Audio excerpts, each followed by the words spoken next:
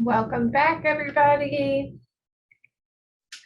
We're going to go ahead and get started on our next presentation. I'm going to do a brief introduction and then I'm going to let them take it away.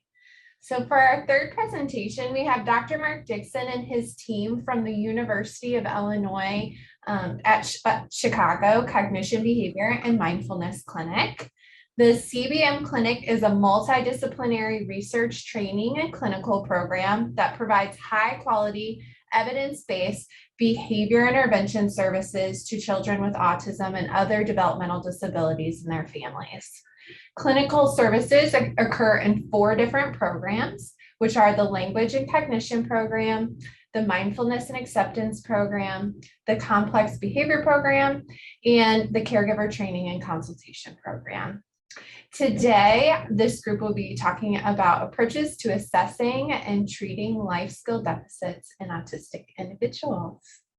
All right, I'm going to let you all take it away. Thank you. All right, thanks for that great introduction. My name is Mark Dixon, and I'll be the first of the 4 of us today talking with you guys about some of the work we've been doing on developing both a kind of a method for assessment and treating individuals that have deficits in life skills. And our first step is to figure out where those deficits may lie, and then what are some ways that we can go about delivering effective interventions. Now, one of the things that we try to do, next slide, is to try to figure out where those disparities in life exist, and then use science to try to close those gaps. As Shannon mentioned, what we try to do, within the university, we try to do research that goes from basic understanding at a, like what is the mechanisms of psychology and behavioral science that are at work here that can help facilitate skill gain, and then take that all the way up to large scale implementation work. And so you're going to see a slice of all of that during our presentation today. So, the idea that autistic adults do struggle with a decreased quality of life compared to their peers has been spoken of many times in the published literature. These are just a few quick snapshots of that work. And while that is present in many individuals' lives, it doesn't necessarily mean that where they are today is where they need to be or where they could be tomorrow. And through effective intervention, maybe we can close some of those gaps and provide a much greater quality of life. So, in our field of behavior analysis, there's been a variety of tools that have existed to help appraise where somebody is with respect to their ideal state of affairs in regards to life skills. But these tools are often left with this challenge of how exactly do you catalog the entirety of a life? And no list of 500 skills or 1,000 skills or 10,000 skills make up the totality of how we have lived. And it seems an insurmountable challenge, as well as a disappointing reality that you can't just teach a set of skills and then hope that that's good enough. But rather, what we need to maybe rethink is the idea of moving from a method of teaching and getting people to memorize things like put on your jacket, making a sandwich, how to ride the bus, and moving more towards understanding and a greater awareness of the world around them, and how do you actually make that happen.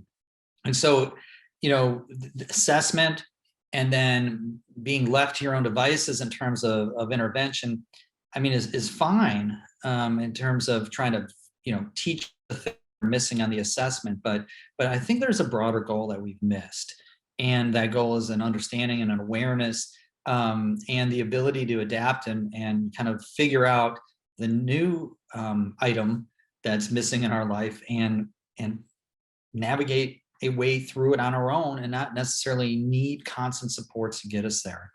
So, the basic way that we in our field have, kind of approached any life skill acquisition has been, utilizing the antecedent behavior consequence model where, we have an antecedent, like in this case, child is learning how to put on their jacket. We may say, prompt them, hey, let's go get our jacket on. They put on their jacket and we reinforce them, and that's great. And then over time, it should strengthen the response in the presence of that discriminative stimulus in the past. Yet, just because they can do that, it doesn't mean that they understand the task. It just means that their behavior has come under the control of that instructional stimulus. Go get your jacket and put it on, and the behavior is reinforced. But when we are putting on a jacket, there's a lot more that goes on than just the jacket. Can you generalize the skill to other types of jackets and instead of zippers? What about buttons or Velcro? We could go to the store and put on any random jacket and seem to do so successfully. Is that generalization just something we hope for, or is it something that we've actually trained and promoted at such a level that generalization starts showing up, and regardless of what skills that we're working on with that individual? And it's not just about new coats, but it's about the awareness and the understanding of things like you see here below. Can a selection-based response in the presence of something like, all right, if when it's cold outside, which one of these things do you wear? What's the opposite of what you should wear when it's warm outside? If hot is the opposite of cold, and you're the opposite of me and I'm cold right now, what should you put on? And so there's levels of understanding and comprehension that are often missed when we just teach a memorization of tasks.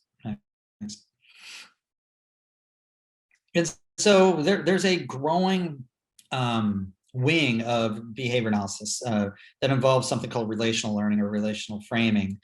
And that area of work has started to grow considerably in the last decade or so. It rests upon the idea that learning concepts on one's own are more important and more durable and more life enhancing than those being taught directly by, say, an ABA therapist. And what our task, instead of teaching a laundry list of skills, is to try to facilitate ways for the clients that we work with to make new connections throughout the world that they can base on prior experience, based on prior learning, and go out there and navigate independently on their own. Essentially, we want to build cognitive capacity and improve executive functioning. Broader kind of goals tend to have, I think we know how to do it now within our science, and the more that we can do it seems to be yielding greater overall gains for the people that we work with. So this work on relational learning is accelerating in the practice of behavior analysis as well as the research communities. There's a few little statistics there, almost 17,000 hits on Google Scholar since 2018 on relational learning and autism. I mean, this thing is, kind of becoming a pretty large tidal wave of new innovative work that has the ability to help individuals with a wide range of abilities. Some of the stuff that I've been involved with over the past few years that I've presented on before to this group have included things like, developing assessment and curriculum that it can improve global changes in IQ and adaptive behavior, suppress autism symptomology, as well as, link psychometric properties to the work that's typically not done in behavior analysis, and then improve skills and decrease problem behaviors by doing so. So with all that being done, it was time, I thought, to move this technique and this technology to the area of life skills. So what we have is a new assessment and intervention model, which synthesizes caregiver, clinician, and direct observations to determine the degree in which skills are present and absent within the repertoire of an individual, as well as the depth of their relational abilities, because we believe these things go hand in hand. It includes not just a assessment, but also a series of different types of interventions, which include kind of basic behavioral techniques such as chaining and shaping and fading, but also enhances those techniques by utilizing things like self-rules and instructions that the client would learn on their own, or that we would rehearse with them, as well as capitalizing on the potential that relational enhancements can have in terms of making the skill more durable and robust, as well as reducing and eliminating deficits that those skills may be exhibiting when they're trying to perform them. So bottom line is, we're trying to empower clients beyond the basics of teaching life skills and teach them how to learn and adapt to the life that they deserve to have. So let's just take a basic life skill, something like turning to hand washing. We get, this is just an example of how you might go about hand washing, depending on type of sink and soap and place that you're in. This could change, but let's just pretend this is, a basic way in which we might break down a hand washing task. We're going to have somebody turn on the water, get their hands wet, use soap, lather hands, rinse hands, and so on. And that's great. But even when we take something like hand washing, which seems so simple, and we can break it down into these steps, and these steps, okay, one subset of occasions the increased probability of going to the next sub-step. There's other things that we need to be concerned about, such as, what about if a different faucet is used, or we're in a different bathroom, or there's an air dryer instead of a hand dryer, and what if there's a novel soap, and even breaking down these links of a chain task into these sublinks, like using soap. Well, there's a lot going on there too. So like picking it up, saying that happy birthday song. I think we all learned that during the COVID times, and then putting the soap back, dropping to the bottom of the sink, not throwing it over your shoulder. So you can see that even a basic thing like this starts taking on even more complexity. But it doesn't just stop there. If we look at adding more kind of awareness and understanding to such a basic skill, there's things that me and you can do pretty readily. But what I worry about, and when we probe this type of content into the individuals that we see and the clients that we see, we start to see that there's some gaps here, which I feel are at the, they're missing the depth of knowledge that we all have with these tasks. And as a result, this is why it requires constant memorization, constant practicing, because these things haven't been kind of encoded and sunk in to the ways that they are with us. So, I could ask you questions like, what is soap? What's the opposite of clean? Where is your hand when you're, trying to get soap off of it? And all of these questions, whether they be novel or very just slightly from what you've been exposed to, we all can answer. And we can even play with language in ways like, if I said, if soap was a vax and not a puck, what should you use to wash your hands? You all, without ever having any experience with that question in the history of your life, you could say, I'm going to use a vax. I'm not using a puck. I don't know what the puck thing is. And if I was in the bathroom and, I hid the soap and asked you, what do you need? And you said soap. Well, I don't have that. Is there anything else you could ask for? You could say, well, a vax. And not that those are practical extrapolations of the task, but what they demonstrate is the depth of understanding of what you're doing, rather than just memorizing a series of steps. So there's a difference between performance and understanding, and that is really what we're trying to get at. And because we believe, and our data suggests, that performance is not the same as comprehension, and comprehension, I think, is the key to getting people to a much more robust, liberated life. It's not just teaching gaps in a repertoire. We can do that, but we have to couple it with a very concentrated effort on getting understanding of the skills that they're working on. And we believe that as humans, there's a lot of language or verbal elements that influence the task completion. There's a lot of chatter that we do in our heads. Like, okay, well, where the heck's that soap, and what do I got to do? And the water's not getting warm. There's a lot of that goes on with us with anything we do, and we want to make sure that that level of ability is flourishing in the clients that we work with, and probably helping them encode these performances much more at a greater depth. Next step, next slide.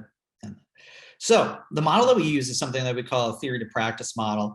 And that's what I'm going to hand over to my crew in a minute to talk about, is that I've been giving you a little bit of theory. I'm gonna give you a little bit more.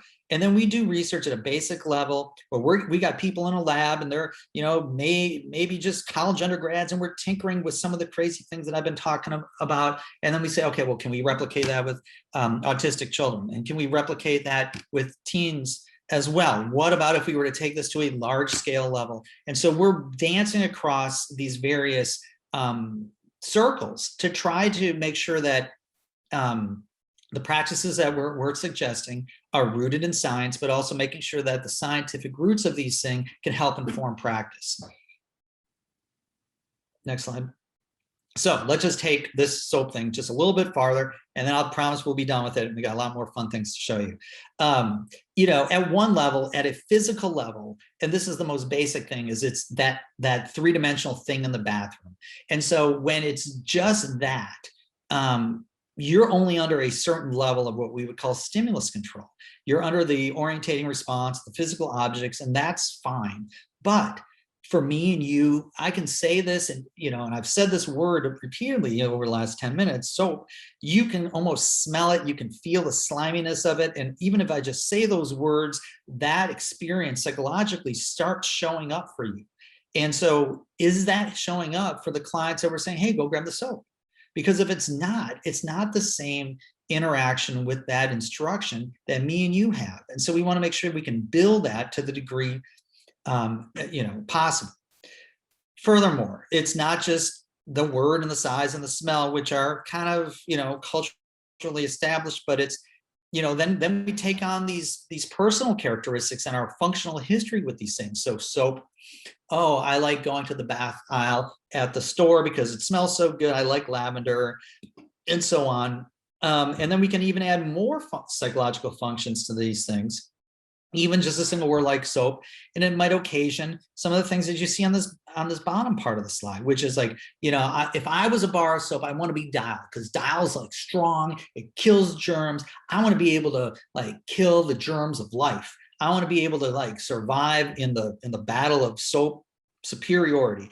And my silliness of those phrases, which I hope you found kind of silly, kind of makes sense, right? And you can almost see this rationale. And so language takes on more depth to it. And as a result, these things become more easily recalled, more of an experience, a whole experience for that client, just the way it is for us. Next slide. So the way that we look at this is that theoretically, any of these tasks that we're asking somebody to do, whether it be putting on a jacket, making a bed, washing your clothes, sending an email to a friend, riding on a bus, that these things don't just have physical properties to them, or they shouldn't, and we shouldn't be content with that.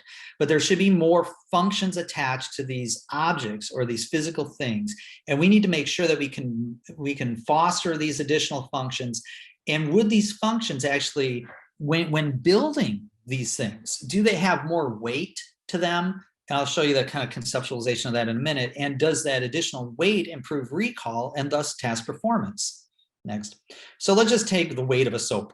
Okay, so we got this little bouncing beam here. Soap is just a physical object. However, if I say soap is the same as clean, you say it. Soap is the same as clean. And now all of a sudden, we just add just a little bit more weight to that physical thing that was just sitting out there. But I can add more and more. I could say soap is the same as clean.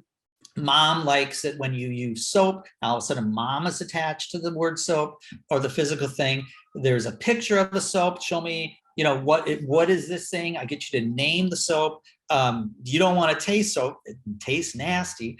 Well, let's smell it. Now here's like 3 things for you to smell, find which one is soap. So the more that we do those kind of additional enhancements, the psychological weight of this object becomes greater, and as a result it's more easily recalled. At least that's what we think, and that's what our work has kind of been tinkering around with over the last few years to see, like, does this conceptualization make a difference in terms of the recall and the durability of the life skills that we teach people. Next. And so now I'm going to turn it over to John, who will speak to you about where we start. We start at a basic level of science, and then we're going to kind of build up to implementation with individuals across a variety of ability levels. So take it away, John. All right, thank you, Dr. Dixon. So the first study that we'd like to show you is a basic study where we investigate the phenomenon Dr. Dixon just mentioned, which is if by assigning more quote unquote weight to a particular stimuli, would it be easier to recall this particular component in an analog behavior chain? So what you guys see on the screen is the main analog chain task, and I'll walk you guys through how it is done. So this is a 4x6 grid, and on each row, there's going to be some numbers, and there's also going to be some Chinese characters. And the way it works is that the participant will need to use the D, F, J, and K 4 keys on their keyboard to make a selection and guess which item on each row is the correct answer. And they do that by trial and error. So basically, if I say, all right, I think number 8 is the right answer, I will press the D key, and the computer is going to give me a feedback, yes or no. So I know, okay, number 8 is not the answer. So next time, I'm going to try number 9. And the participant goes row by row. So on each row, they're going to make one selection, they're going to get one feedback, and they always move on to the next row. So through this trial and error process, because they're receiving these feedbacks, we will be able to figure out what is the keyword on each row. Now, what makes the task a little tricky is there are actually 20 different grids. So on these 20 grids, the numbers or the characters on the same row, they're going to be the same 4 numbers, but their position is going to shuffle. So for example, on the first row, you see 8, 9, 5, and 7. But on the next grid, you might see 5, 7, 8, and 9. But if number 9 is the answer, that number is always going to be the answer. So position, we try to counter this position biases when they complete the task. And again, participant goes row by row, and on each row, they only have 1.5 seconds to respond. And if they go beyond that, it's going to time out, and they always move on to the next row. So let me show you a brief video of what that task might look like in action.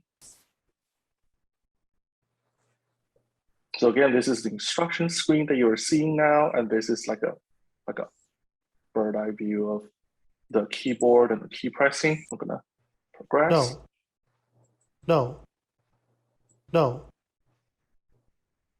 And again, between each 2 grids, there's going to be like a 3-second break time in between. Yes. So row number 1, No. number 2, number 3, timeout, number 4, timeout again, number Yes. 5, and number 6. No. And 3 seconds of break. We'll watch 2 more rounds. Yes. First row, Yes. second row, Yes. third row, No. fourth row, No. and the 5th row, No. and the 6th row. Okay, so I think you guys will get the idea. So when we look at the data, and again, we did that among 11 participants, and because there's going to be too many graphs, I just randomly picked 4 of them. And on the graph, these are the cumulative record of correct responding. And for step 1, step 2, step 5, and step 6, those 4 lines are going to be made by numbers, and step 3 and step 4 are made by Mandarin characters. And what we can see here is, let's say for participant 1, for example, we see that by trial and error, the participant figure out on step 1, 2, 5, and 6, those are the black lines, they figured out which number is the target, and they can reliably do so. However, their response on the Chinese characters are still kind of the same. And that kind of makes sense because numbers are way easier to discriminate, and these characters, for those who don't speak Mandarin, Those are just silly drawings that are pretty hard to tell the difference. But what is interesting is, let's say participant 3, we gave them very, very long time to try to figure out what the rule is. And what the data shows, it seems that for step 1, 2, 5, and 6, they figure it out. It takes a little longer, but they figure it out by trial and error and reinforcement and contingencies. But for step 3 and 4, still nothing. You see these flat lines, meaning that they don't really get which one is the right answer. And again, for participant 2 and 4, we always see that they kind of figure out the number rule, but for the Chinese character rule, participant 2 doesn't really know what's going on here. Participant 4 towards the end shows some increasing. So again, this kind of like symbolize or mimic the situation where I need to perform a task. And on some steps, contingency, reinforcement, differential reinforcement, feedback, etc., is successful in producing the behavior change I want to see. But on some steps, regardless of how long I ask you to try, it seems that that is not working. I'm not able to see the same amount of gain. So what do we do from here? What we did next is we put one of the roles with Mandarin characters into these relational training programs, where we trained the Mandarin character is the same as these fake CDC words, and these fake CDC words is the same as these suits in pokers. And then we test for derivation to see if the participant can match these suits back to the Chinese character. So again, for the A to B training, I always have one sample stimulus, which is one of the Mandarin character presented on the top row. And then I have 4 of these fake CDC words at the bottom. And again, their positions are going to be counterbalanced, all done automatically on E prime. And participant will just, again, press a key and make a guess which one is the right answer. And through trial and error, they would memorize. Let's say, Xing is the same thing as box, Suo is the same thing as fog, etc. And once the learner hit the mastery criteria, we will move on to the next stage, which is matching these fake CDC words to these suits on poker game. So diamond will be the same as fog, heart will be the same as cis, etc. And again, they do that while trying error. And once they hit the mastery criteria, we will move on to the C2A test for derivation. And in this part, there's not going to be any feedback. And what we are trying to see is whether or not I can match these suits back to the Chinese word. And again, by going through this relational training procedure, what we are trying to do is to assign additional functions to these Mandarin characters. And again, are these functions like functional, quote unquote, in terms of in a socially significant and valid way? Not really, because I'm just telling you these characters are the same as some fake CDC words and they are the same as these suits. But nonetheless, we are adding these weight to these stimuli. And what we did is we only added weight to one of these rows.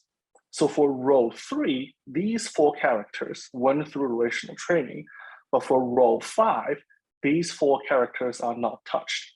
So again, the overall paradigm is I did 20 or 40 trials, even 60 trials of the analog chain task.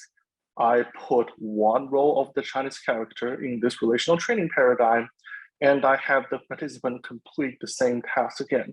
And see, now after I assign additional weight to stimuli on row 3, now is there a difference between the performance on row 3 and row 4?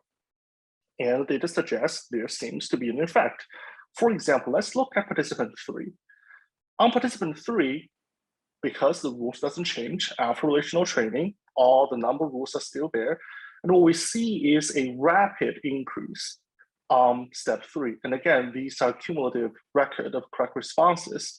So if I see a line like this, that means that he's always getting the answer right. But for characters on line 4, we see that these are still kind of at chance level. And we see similar impact over here. We see towards the end, step 3 start to increase, while step 4 remains the same.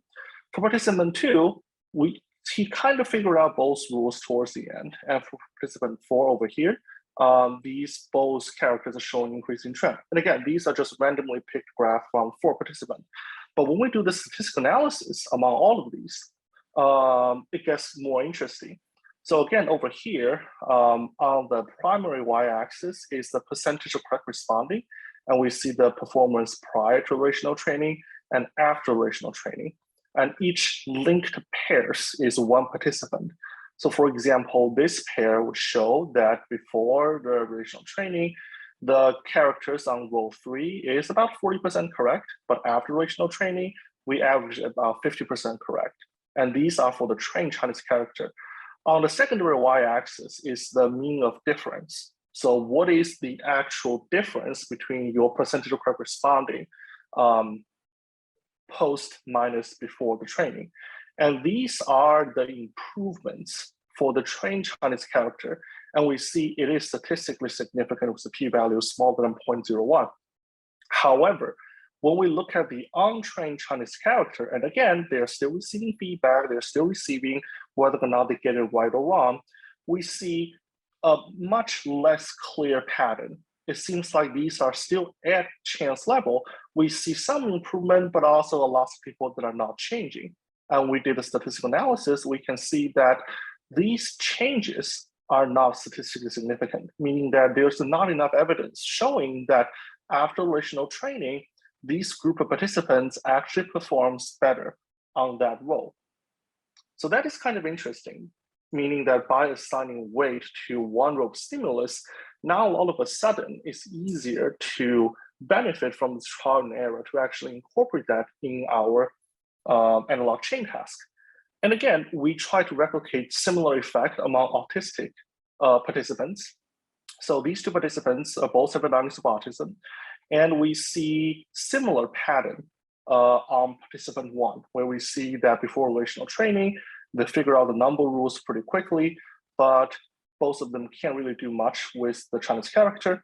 After relational training, he can only understand the rule on the 3rd role, which is the trained character, but not on the 4th rule, which is the untrained character. For participant 2, it's kind of interesting because he actually figured out the rules even before relational training. But then what we did is we start to look at the response time, how fast they were able to make that decision on which one is the target. And we see for the trained Chinese characters, the improvement, and again, a low response time, meaning a higher fluency in responding, we see a significant decrease in the response time with the p-value at 0.01. However, for the untrained Chinese characters, although the average value shows some decrease, but it's not nearly close to the same level in terms of statistic significance. So what does this mean?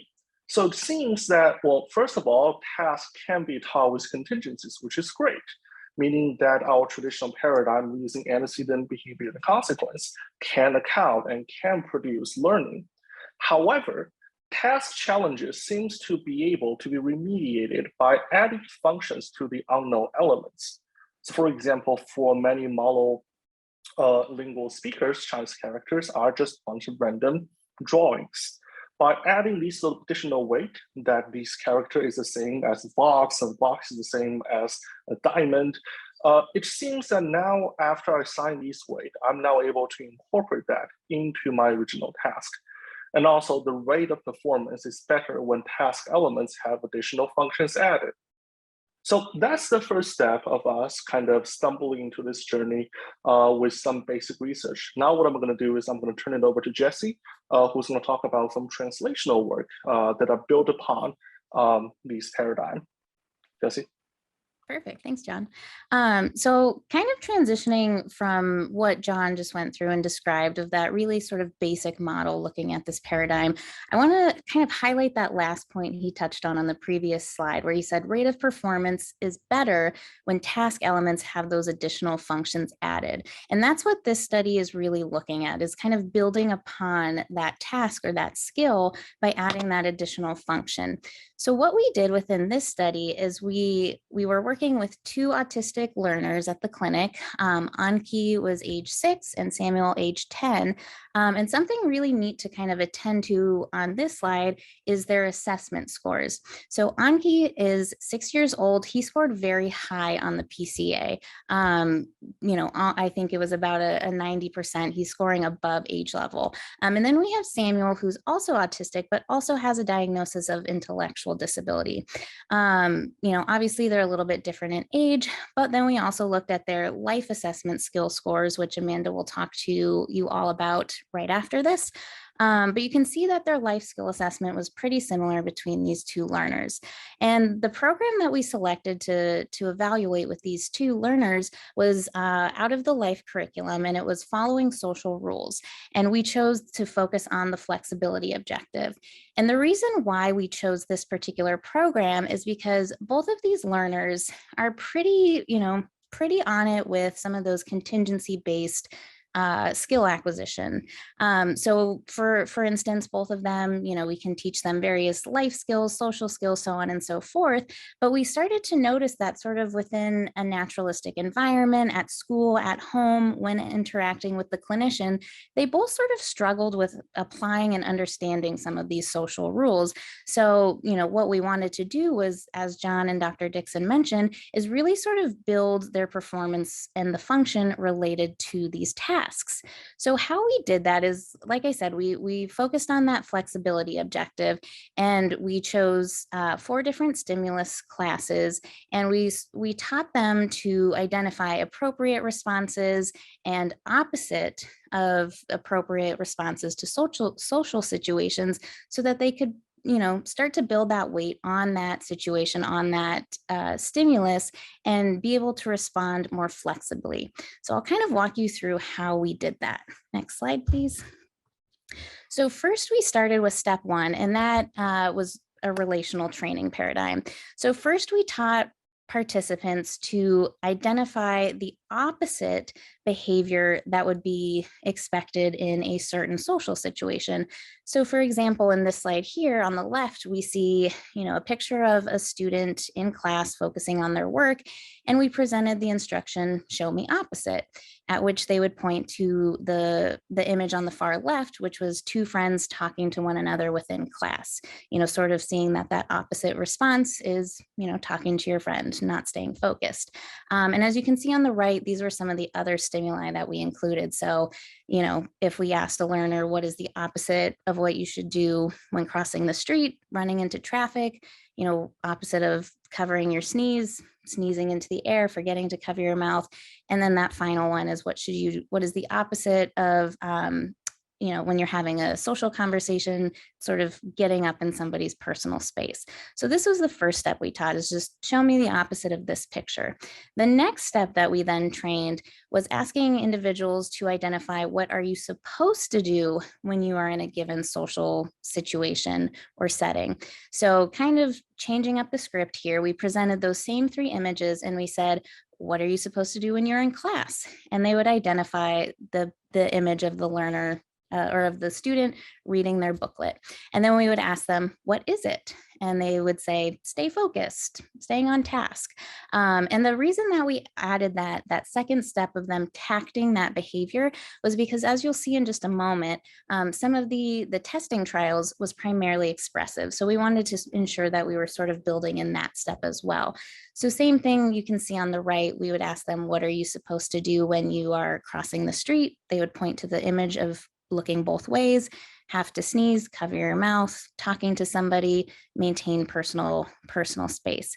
So once the learners were able to demonstrate that mastery criterion, so scoring 90 or above for 2 consecutive 10 trial blocks on both of those training sets, we moved on into that testing phase. Next slide, please.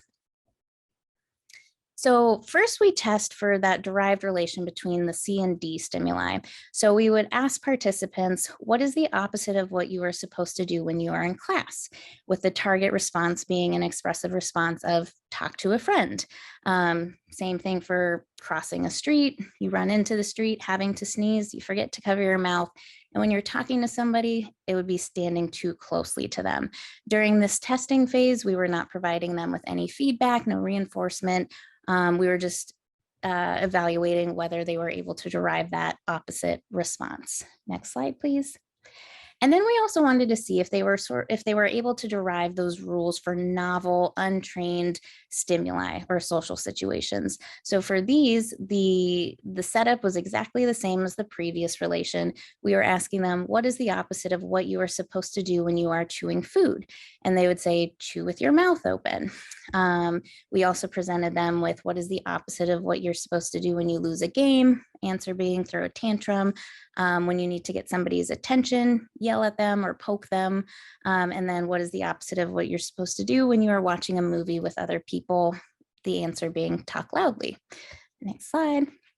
And then we also, came to the conclusion that if one of the learners or any of the learners struggled to meet that mastery criterion during the test trials, but they had met it during the training trials, that we would remediate the skill using multiple exemplar training, or MET for short.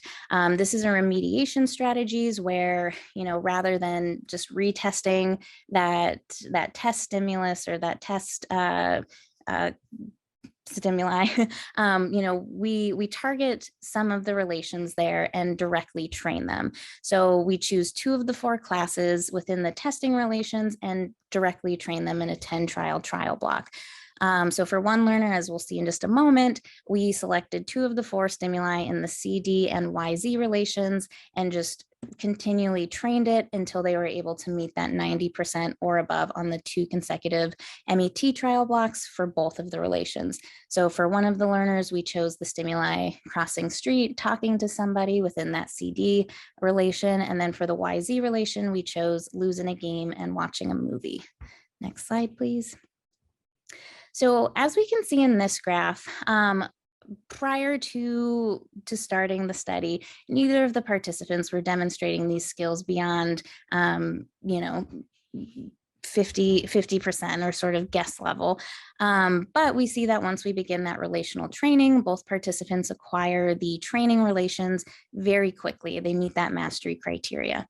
Anki then goes into the testing criteria and masters those relations as well very quickly. Whereas with Samuel, we see that he sort of struggled and continued to struggle with that testing relation. So, was not meeting that mastery criteria on the test relations, despite meeting mastery criteria on the training relations. We do see that on one of the trial blocks, he did score a 90%, but was not able to demonstrate that high responding moving forward. So we then moved him into the multiple exemplar training. We chose those 2 relations within each, or the 2 stimuli classes within the 2 relations, and started to directly train those. As we can see over time, those relations are slowly but surely moving up closer to that mastery criteria level. Now, something that I want to point out here is, when I first started talking about this study, I pointed out the fact that these 2 learners were different ages and they had very different PCA scores. Something I think that's been really neat about using these sort of programs with these learners is that we're able to adapt it to the skill level that is necessary for them. So these are 2 learners who are very different on paper, but sort of struggle with some of the some similar, social community-based rules, social skills, and things like that. But we were able to tailor this program in a way that would be, meaningful for them as a learner.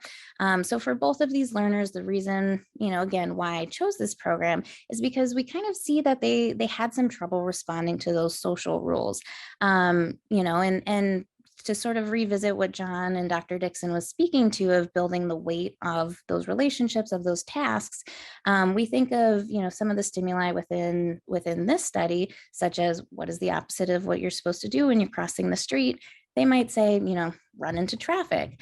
And we can kind of translate that back to, their everyday life. If a parent is saying something like, whoa, whoa, whoa, you're doing the opposite of what you're supposed to be doing in class, or that's the opposite of what, we should be doing when we're XYZ. So that's really why and how we're able to use some of those flexibility objectives within this relational training paradigm to target those skills and build the meaning of some of these tasks and rules. And it's been fun. It's ended up to be a kind of a fun study and program to run, because we're able to target a lot of these really neat skills in a unique way. But it's also proved to be pretty meaningful as well. So I'll now turn it over to Amanda to speak a little bit more about that caregiver assessment that I first touched on. And she'll kind of explain how we go from assessment to programming. All right, thank you. So as Dr. Dixon kind of mentioned earlier, our goal is to really use what we know about complex verbal behavior and use what we know about complex verbal behavior to teach more complex advanced skills. And as was mentioned earlier as well, we want to teach these skills in a way that promotes true understanding, awareness, and adaptability. So this life curriculum that Jessie talked about a little bit in the research that she presented, the purpose, what it does is it takes that relational training that Jessie and John kind of went into detail about, and it uses that to teach skills in this way and to ensure that every individual is receiving a treatment, an individualized treatment that supports them in their development of these skills in a way that allows for their essential needs to be met. And at the same time, it fosters building of more enhanced abilities in order to promote the most inclusive, well-lived life for them. And it does so by addressing these 4 factors off to the right here, looking at essential, foundational, independent, and liberating areas. So this assessment and this curriculum that we have that teaches these more advanced skills in that more adaptable way is really neat, and potentially has a lot of utility in the applied world that we're working in with some of the learners that we work with. One of the questions that we always want to ask when we're looking at a new tool, though, is, how adequate is this in doing the job that we need it to do? So the purpose of study 3 was to really break apart this curriculum, looking at content validity, internal consistency, and also some normative sample data. Next slide, please. All right, so we begin this assessment of client performance. Part of this is administering this life caregiver assessment to whoever the caregiver is or the teacher is working with this individual. And what this assessment does is it goes through, there are 250 items on here. Some examples off to the right there, the learner engages in mindful meditation, can take photos using a phone or camera. So we're really getting at what we think are functional life skills that address these different areas that we mentioned earlier.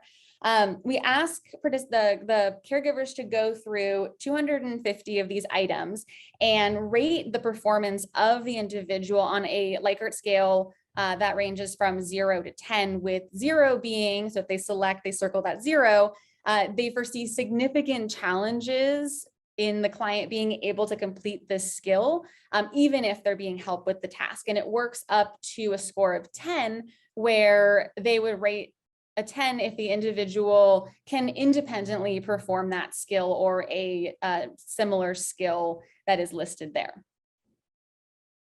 All right, next, please. So we then, after we do the caregiver assessment, we do move into some other observational assessments to be able to select the programs out of the life curriculum to then target with the client to help them build the skills they need to live that meaningful life that we want them to be living. One of the things we assessed in this study, as I mentioned earlier, is the content validity of the life curriculum. So again, one of the main questions that we had at the beginning of this was, are these skills being addressed within the curriculum actually functional life skills? Otherwise, what's the point, right? So we also wanted to show which category skills would fall into in terms of hierarchy of complexity, again, ranging from that essential skills, foundational skills, independent and liberating skills.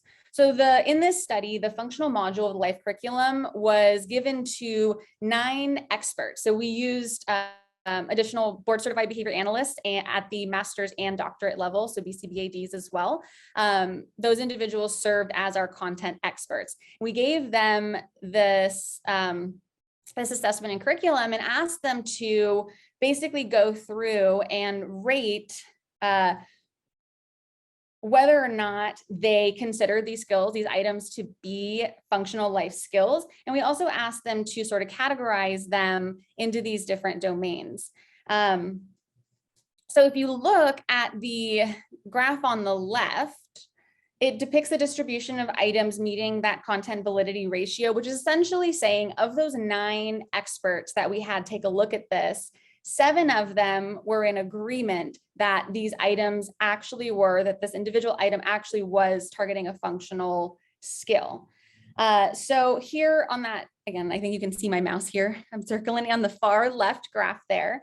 You see the x-axis on that bar graph, thank you, is, oh yeah, you can't see mine, you can see John's. The x-axis in the bar graph is broken down to show the programs either reach criterion or did not reach that criterion, with the 7 of the 9 people agreeing. On the y-axis, you have the total number of the proposed program. And again, there are 250. So as you can hopefully see here, kind of overwhelmingly, the experts did agree that 241 of the 250 programs met this criterion, suggesting that the life curriculum was targeting functional skills. If you look at the middle graph there, it depicts the breakdown of these skills across domains. So on the x-axis, you have those domains or those factors: essential, functional, independent, and liberating. And the number of skills is identified on the y-axis. So here you can see that the experts determined that 57 programs fell within essential skills domain, 94 within that foundational skills, 78 in independent skills, and 21 in liberating. The graph on that far right depicts the skills broken down by domain and skill level. So skill domains, again, shown on that x-axis, and the number of skills shown on the y-axis.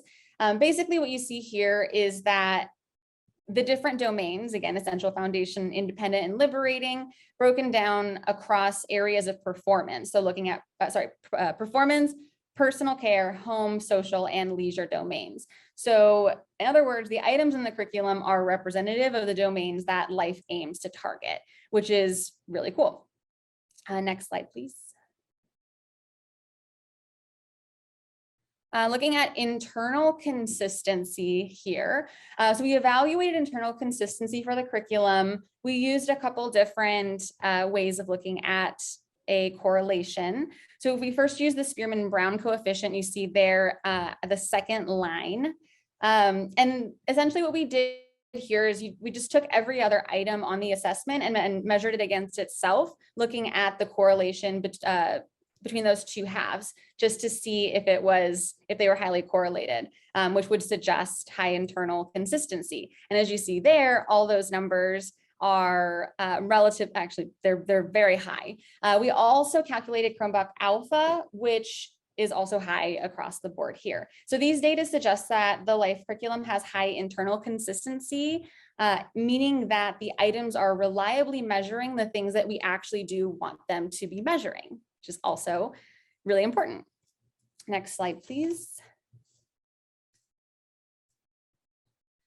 The last bit of data that I have for you here today is looking at a normative sample relative to some of the data we're getting from the clinical samples that we're working with. So in addition to identifying and categorizing these different skills into various domains, such as home, leisure, self-care, there's also a value in taking these things and looking at sort of how they develop over time. That way we're not just, guessing at, we think we teach this skill at this time, we think this might be an appropriate one here, we think this comes first, that comes later. And so part of what these data do is they show us over time, here's how this should be developing. So if you look at the data on the left graph there, on the x-axis, you have the age group, on the y-axis, you have the life total score. And this is for our normative sample. So this is for typically developing individuals. And you do see that over time, as these participants are in these, as we're looking at different age groups of participants, we are seeing kind of this natural increase in that life score, meaning we're seeing this sort of natural progression of learning more and more of these skills. If you look at the graph on the right, though, this is our clinical sample. So these are the data that we're seeing working with these individuals in our clinic, right? So we're seeing we're not getting that nice distribution. We're not getting that nice as they're getting older. They're kind of naturally learning these sorts of skills in this order. So understanding where these individuals are relative to their same age, typically developing peers, gives us information to be able to report to funding sources, for example, to be able to justify access to intervention so that we can help build these skills for these individuals in a way that is going to allow for them to, again, demonstrate that true understanding and adaptability, and also being able to live that life that they want to live. Going to the next slide here. So next steps here, all the fun stuff that we're planning on doing in the future as a lab. We really want to basically keep doing kind of what we're doing, keep exploring what we're exploring, going down this path of studying, taking that theory that Dr. Dixon talked about. You see that model that he talked about in that bottom right corner there, taking that theory of our understanding of language and cognition and the role that it plays in complex human behavior, and doing research at that basic level, like that geeky stuff that John was kind of talking about, and moving into more sort of translational, moving into the implementation and that impact so that we can really have, and demonstrate and use a full science of human behavior. So moving forward, we're going to be working real world with large scale implementation and moving back down, kind of up and down into the lab to refine details of intervention to make sure that what we're doing is, systematic, individualized, effective, efficient, and actually useful. All right, so thank you all for your time.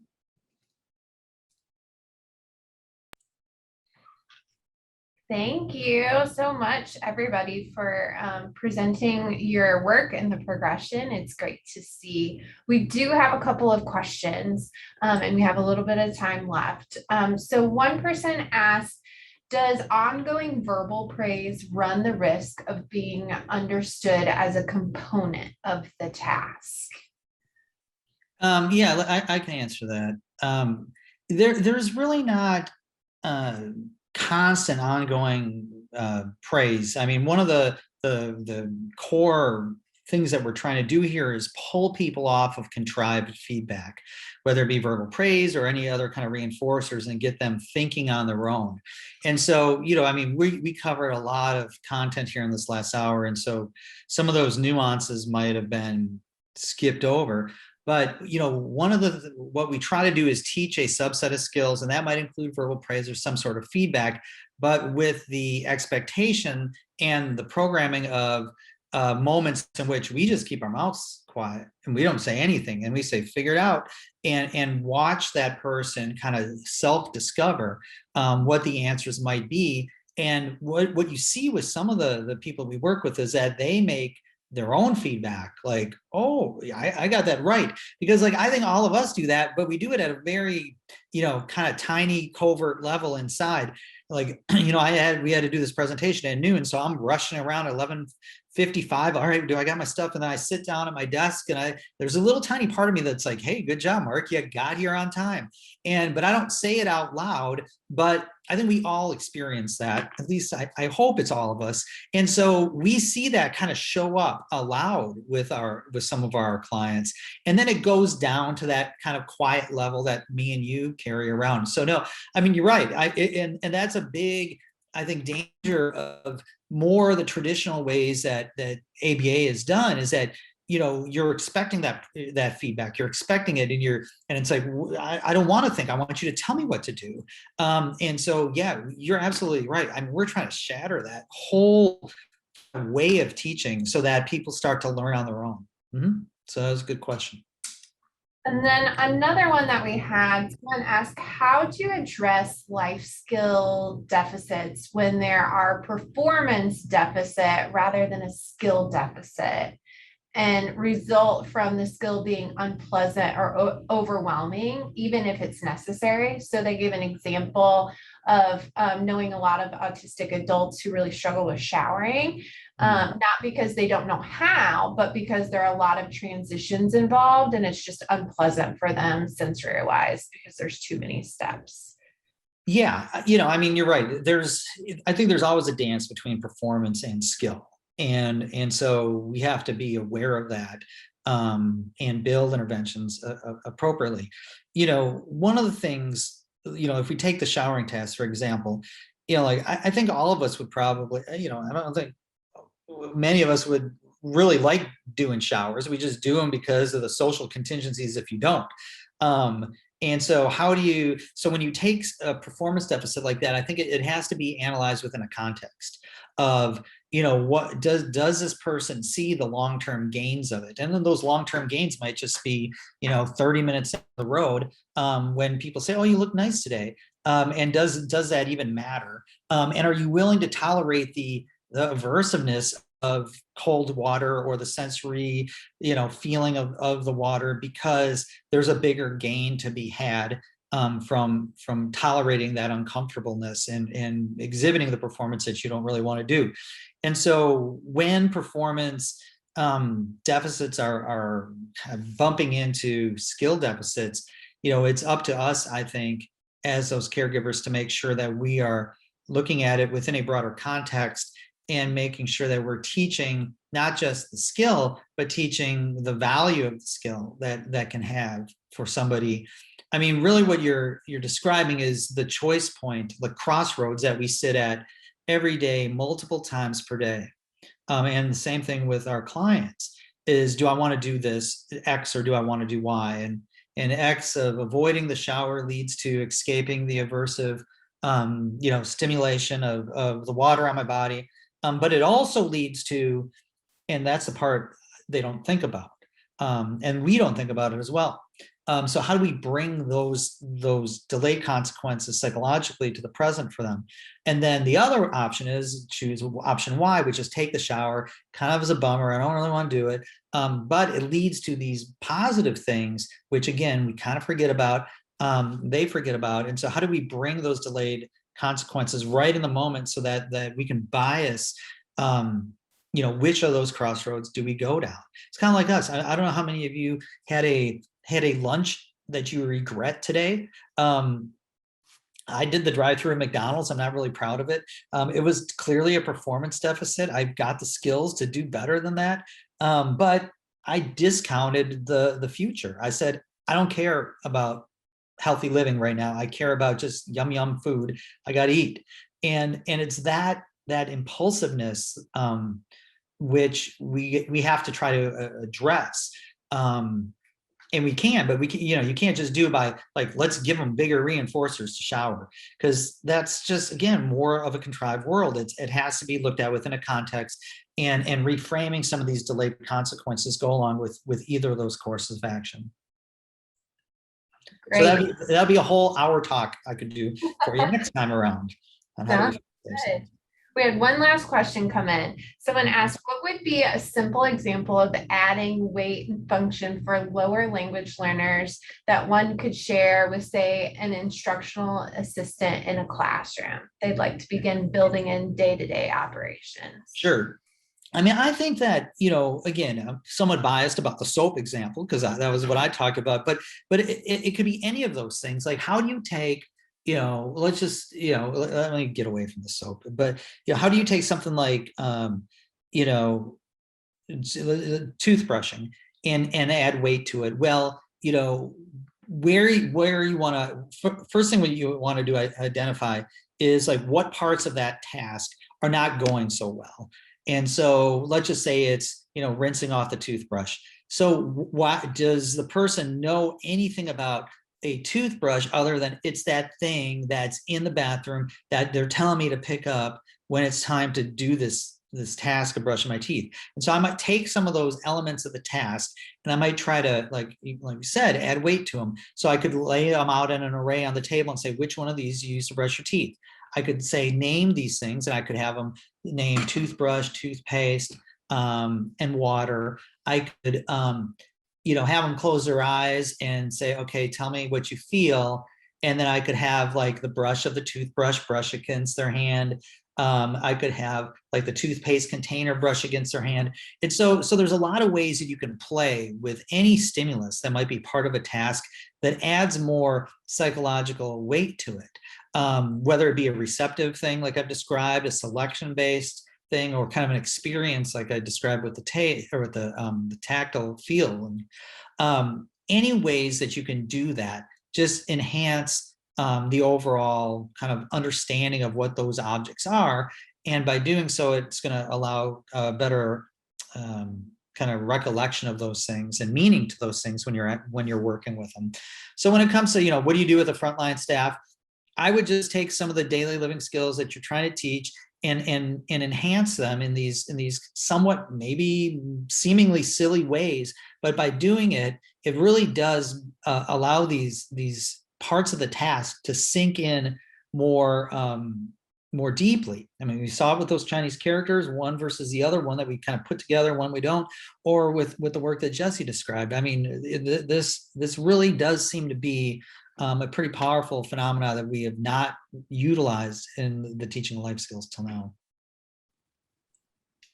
Well, we thank you all so much for presenting this line of work, and we appreciate your participation today. We're going to go ahead and take a break.